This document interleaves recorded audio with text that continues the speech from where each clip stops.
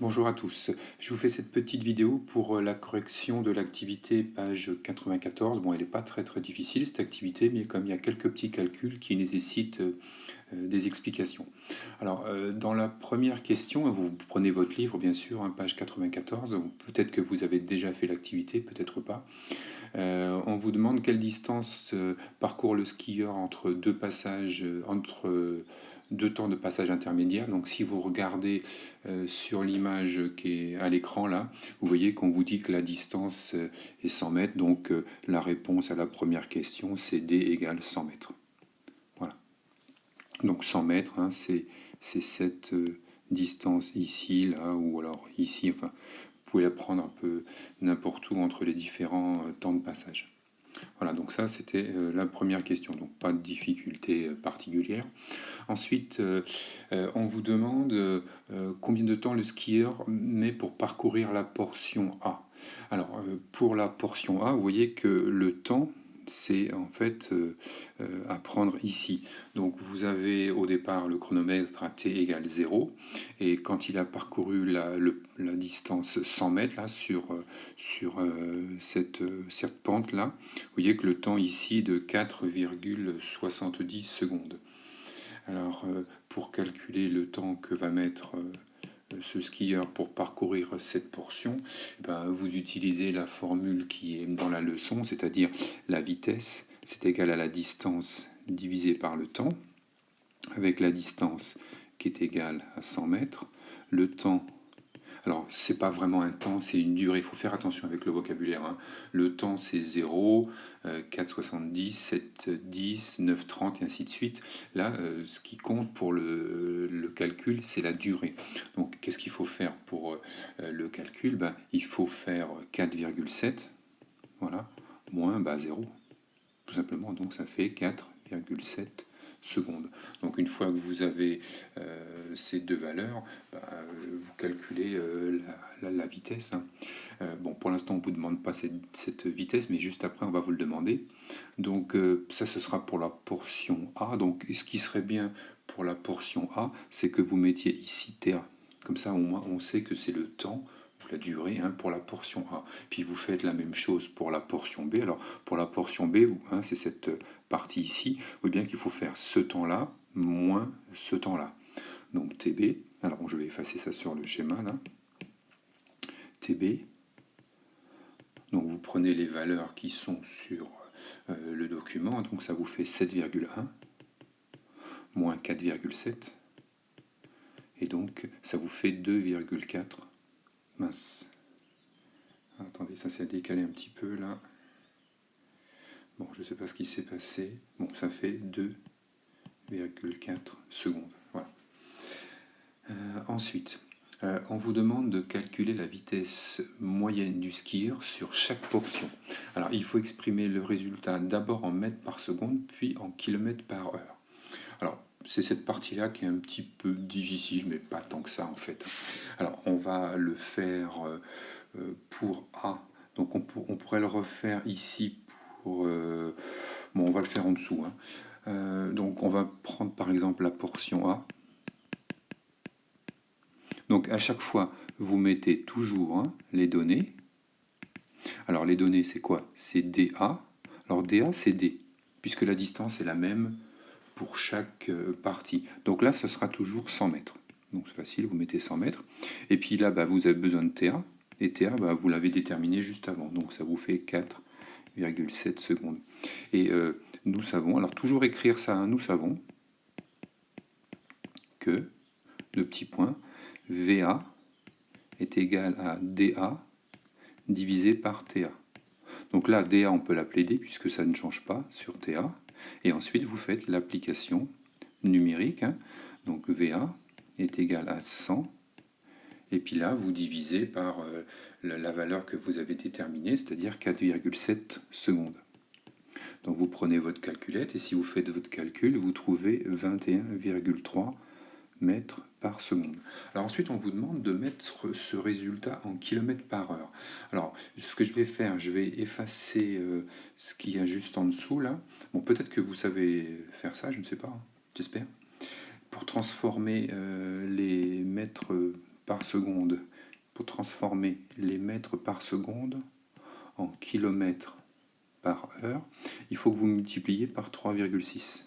Donc si vous faites ici, ça vous fait 21,3 multiplié par 3,6 et vous prenez votre calculette, on vous dit d'arrondir au dixième, ça fait 76,7, j'ai pas beaucoup de place là, kilomètres par heure. Voilà le premier résultat. Et puis en fait, vous avez à faire ça pour chacune des portions. On va le faire en dessous. Pour la portion B, alors à chaque fois on met toujours, on s'habitue à faire ça, on met les données.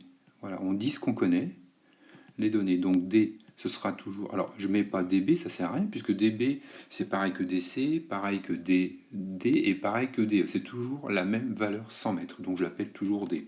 Et cette fois-ci, vous avez besoin du temps TB. Et le temps TB, vous l'avez déterminé tout à l'heure.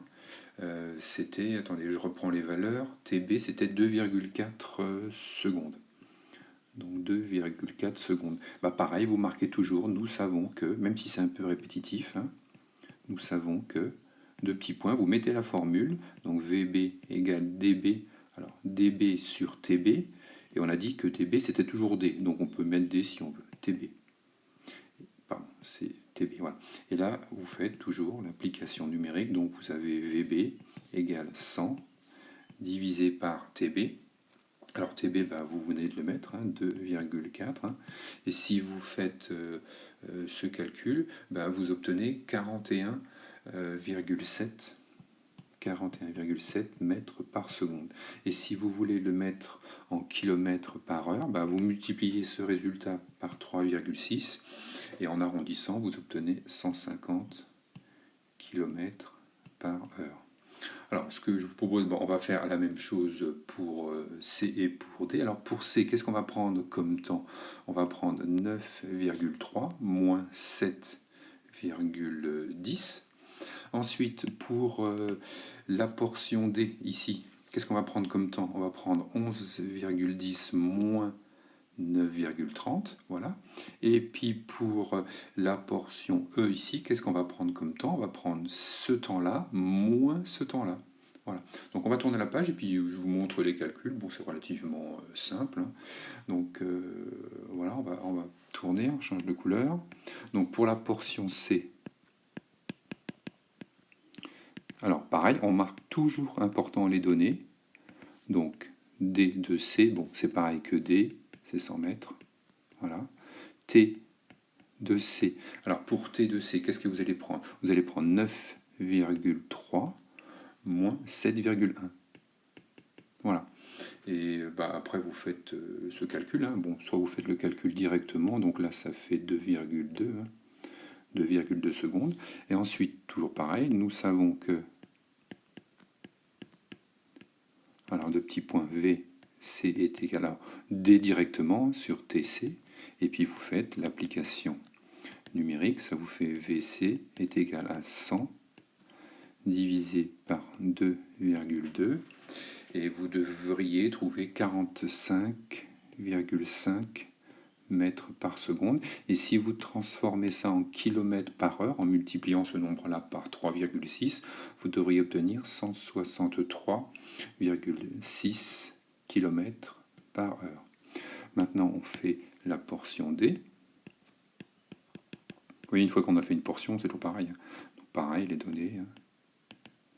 Les données, D de D, c'est pareil que D, c'est 100 mètres. Le temps pour D, vous le prenez sur le graphique, donc ça vous fait 11,1 moins 9,3. Alors si vous n'avez pas fait le calcul, vous pouvez laisser ça comme ça, c'est pas très grave. Soit vous faites le calcul ici, soit vous le laissez comme ça. Et puis vous écrivez toujours pareil, nous savons que... Alors V de D est égal directement D sur T de D. Puis là, pour T de D, vous prenez directement cette valeur-là, même si vous ne faites pas le calcul intermédiaire, c'est pas très grave. Là, vous pouvez le faire si vous voulez. Application numérique, V de D, c'est égal à 100.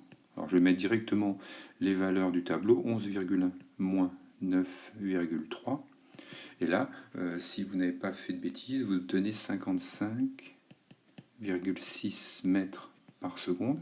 Et pour le transformer en km par heure, comme tout à l'heure, hein, vous multipliez par 3,6 et vous obtenez approximativement 200 km par heure. Il nous reste la dernière portion, la E. Voilà, donc pour donc la portion E. Donc pareil, données. Alors cette fois-ci, je vais le faire directement. Donc D égale 100 mètres. Le temps T, E, prenez sur le graphique, hein, c'est 12,7 moins 11,1. Donc soit vous le laissez comme ça, soit vous le calculez. Hein, ça fait 2,6. Hein, 1,6 secondes. Et puis nous savons que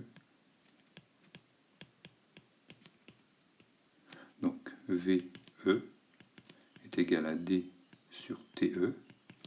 Puis vous faites, ensuite, bon là on va peut-être pas mettre ça comme ça, bien sûr vous faites ensuite l'application numérique, AN, E et E est égal à 100 divisé par 1,6, et là moi j'ai trouvé 62,5 mètres par seconde, et si vous le mettez en kilomètres par heure, moi j'ai trouvé 225 km par heure. Vous voyez que la vitesse augmente, ça paraît normal, hein, puisque le skieur va de plus en plus vite.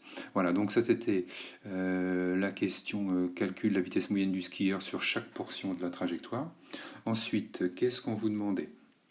On vous dit, on représente la vitesse par un segment fléché qui indique la direction et le sens de mouvement et dont la longueur est proportionnelle à la vitesse. C'est un peu compliqué ça. Donc en gros, qu'est-ce que ça veut dire? Vous avez... Oups, je vais peut-être prendre la couleur noire, comme ça. Voilà, vous avez ici votre pente là. Voilà, avec votre skieur qui est sur cette pente là. Alors on va faire le skieur, tac. Ouais, c'est pas terrible. Hop, une casquette. Comme ça. Voilà, alors on relie ensemble. Hein. On représente la vitesse par un segment fléché qui indique la direction et le sens du mouvement. Donc en gros, qu'est-ce qu'il faut faire? Vous prenez une flèche comme ça, vous le mettez là. Et là, il faut faire une flèche comme ça qui indique la direction et le sens.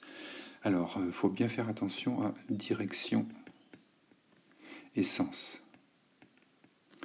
Alors, la direction, par exemple, c'est avec un train, ce sera Paris-Lyon.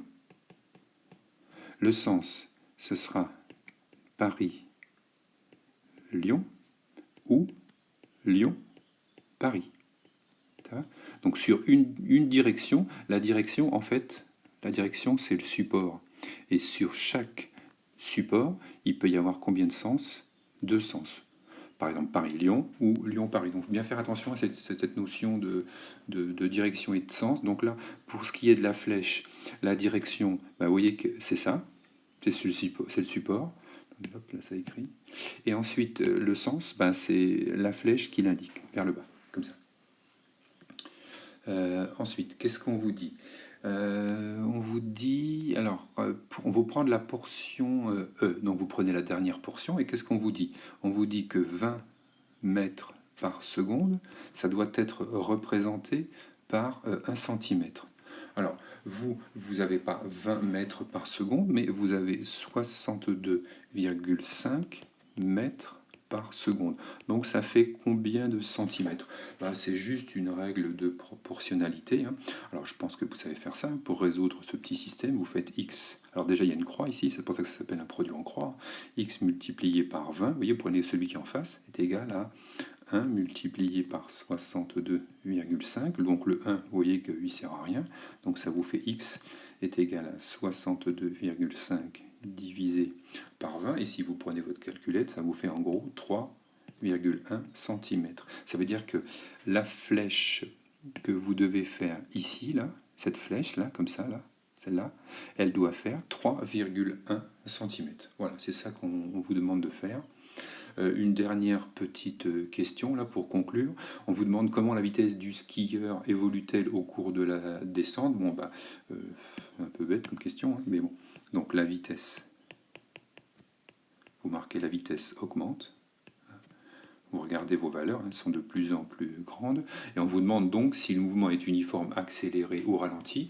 Et si vous regardez page 94, il y a en rose, un petit encadré marqué vocabulaire, où on vous dit ce que signifie accélérer, ralenti, uniforme. Bon, c'est assez évident, hein, si la vitesse augmente, hein, le mouvement